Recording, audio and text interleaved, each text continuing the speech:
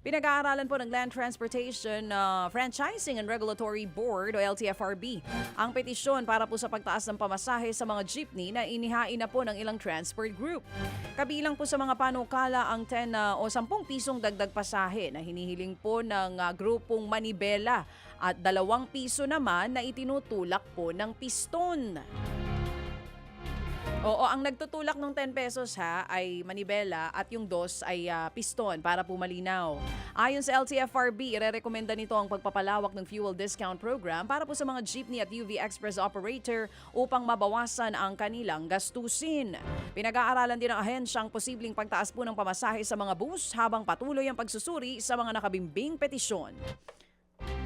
Tinitignan po natin ngayon kung sa jeep, kung kaya pong masagot, matugunan ng fuel discount yung additional fare.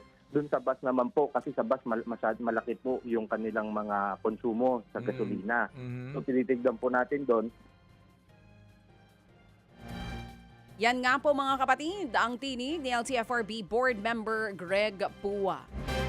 At kanina po kung maaga kayo nagising, nakausap din po natin ang grupo naman po ni na Kaobet Martin ng Pasang Mazda. Ito rin ang hiling nila. Ayaw ng fuel discount, mas gusto po nila ang taas pasahe. So tignan po natin sa susunod na linggo kung anong magiging desisyon po dito ng LTFRB. Samantala, mas mabigat daw sa maraming negosyo. Naku, dami nag-react dito, partner. Totoo daw ito talaga. Mas mabigat daw sa maraming negosyo ang kasalukuyang sitwasyong pang-ekonomiya kaysa noong panahon ng COVID-19 pandemic. Ayon po yan sa isang grupo ng mga supermarket. Sinabi po ng grupo na nararamdaman ng pribadong sektor na sa kanila na ipapasa ang bigat ng mga hamong pang-ekonomiya. Naniniwala rin po ang grupo na mas makabubuting tutukan ng pamahalaan ang pagkontrol sa inflation upang maibsan ang epekto ng pagtaas ng presyo ng mga bilihin. Ayon sa kanila, ang pagpapababa po ng inflation ay makatutulong sa mga manggagawa, negosyo at maging sa mga mamimili.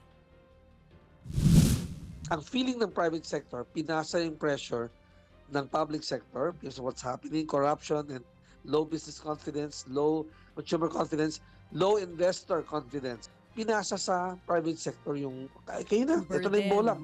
Oo, yung burden, kayo na mag-dribble ng bola. Pinasa daw ang burden sa kanila. Yan nga po ang tinig ni Philippine Amalgamated Supermarkets Association Executive Director Sir Steven Kua. Sa iba pang balita, lumawak po ang budget deficit ng pamahalaan noong Hunyo matapos mas mabilis ang pagtaas ng gastusin kaysa sa paglaki ng nakukolektang kita. Ayon po yan sa Bureau of Treasury. Ito pa ang isang problema. Tinukoy po ng ahensya na kabilang po sa nagpataas ng gastusin ng gobyerno ang paglalabas po ng pondo para sa mga lokal na pamahalaan, mga GOCC at mga proyektong pang-infrastructure.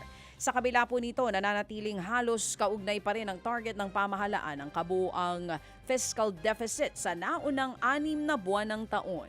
Ayon po sa Finance Department, nananatili ang kanilang kumpiyansa na makakamit pa rin ang mga target sa koleksyon at mapapanatili na nasa loob ng programang fiscal deficit sa ikalawang bahagi ng taon.